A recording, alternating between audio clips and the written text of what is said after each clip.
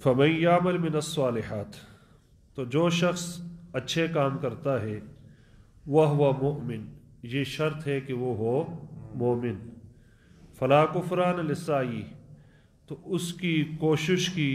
بے قدری نہیں ہوگی، وَإِنَّا لَهُ كَاتِبُونَ، ہم اسے لکھ رہے ہیں۔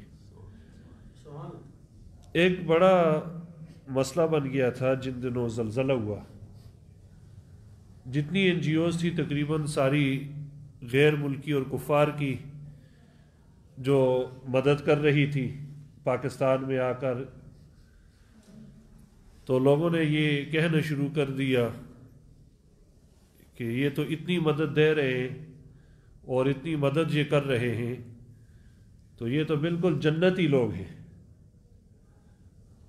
اور جتنا یہ تعاون کر رہے اتنے تو مسلمان نہیں کرتے، لہٰذا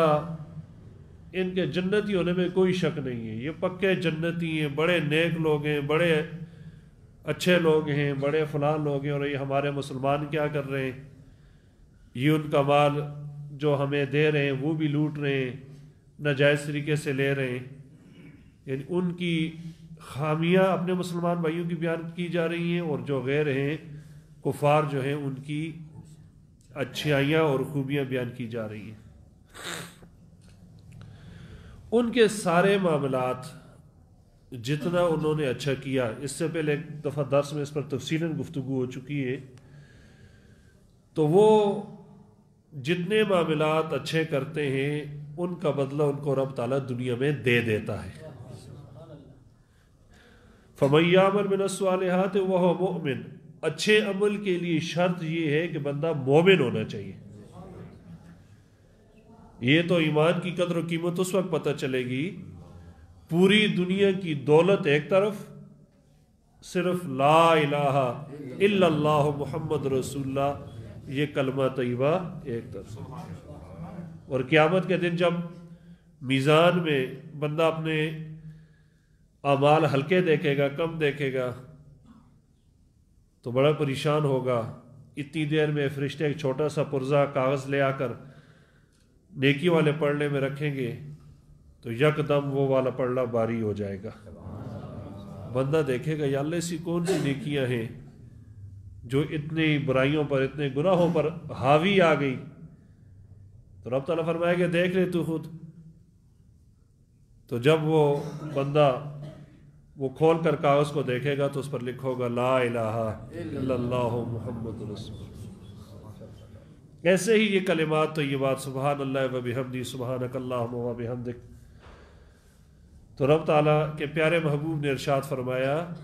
کہ یہ اللہ کی تسبیح اور تحمید کے جو کلمات ہیں یہ اتنے اعلیٰ ترین کلمات ہیں کہ رب تعالیٰ ان کے ساتھ تملأ المیزان، یہ میزان کو بھر دیتے ہیں، یہ میزان کو بھر دیتے ہیں۔ تو کوئی شخص کتنا ہی نیک کیوں نہ ہو، جسے دنیا نیک کہتی ہے، چونکہ جس کی کھائی پی اور اس کی گیت گائی، تو اب وہ کوئی اگر کسی پر کوئی نیکی کر رہا ہے، کوئی مہربانی کر رہا ہے، کسی کے ساتھ کوئی اچھا برتاؤ کر رہا ہے لیکن مومن نہیں ہے، تو اس کا اجر اس کو قیامت میں نہیں ملے گا، دنیا میں اللہ اس کو اس کا بدلہ دے دیتا ہے۔ اور اگر کوئی مومن ہونے کے باوجود کسی کے ساتھ برائی کرتا ہے تو اس کو اس فعل جو اس نے برا کیا اس کا بدلہ دیا جائے گا، اس کے ایمان پر کوئی کسی قسم کا حرف نہیں آئے گا۔ گناہگار ہے، نمازیں نہیں پڑھتا، روزے نہیں رکھتا یا زکوٰۃ نہیں دیتا، تو قیامت والے دن ان چیزوں کے بارے میں اس سے پوچھ گچھ ہوگی، باز پرس ہوگی، کلمہ پڑھنے کے باوجود اسلام کے یہ فرائض تم نے کیوں پامال کیے، اور رب نے چاہا تو جتنے اس کے گناہ ہیں اس مطابق اسے جہنم میں ڈال دیا جائے گا، یا رب نے چاہا کریم ہے، غفور ہے، رحیم ہے، رب تعالیٰ اسے بخش دے یا آقا کریم کی شفاعت کے ذمے لگا دے، لیکن یہ ساری باتیں اس کے کلمے کو نقصان نہیں دیں۔ ایک مرتبہ اعلان ہوگا کہ آخری جو اعلان ہوگا کہ جہنم سے جب جہنمیوں کو نکالا جائے گا ترتیب وار، تو اب رب تعالی ارشاد فرمائے گا اب جہنم سے ان کو بھی نکال لیں جن کے دل میں رائی کے دانے کے برابر بھی ایمان ہو.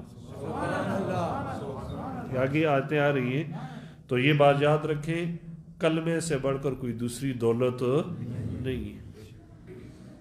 دنیا کی ہزارہا دولتیں مسلمان بے عمل سے بے عمل ترین صحیح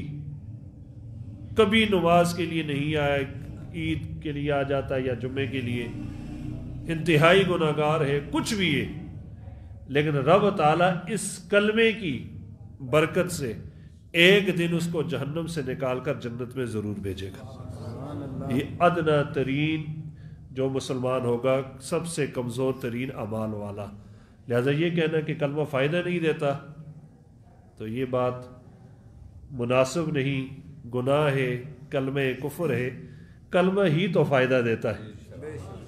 کلمے کے بغیر آپ ساری رات عبادت کریں کلمے کے بغیر آپ سارے روزے رکھیں کلمے کے بغیر ساری دولت اللہ کی راہ میں دیں رب تعالیٰ کو کسی چیز کی ضرورت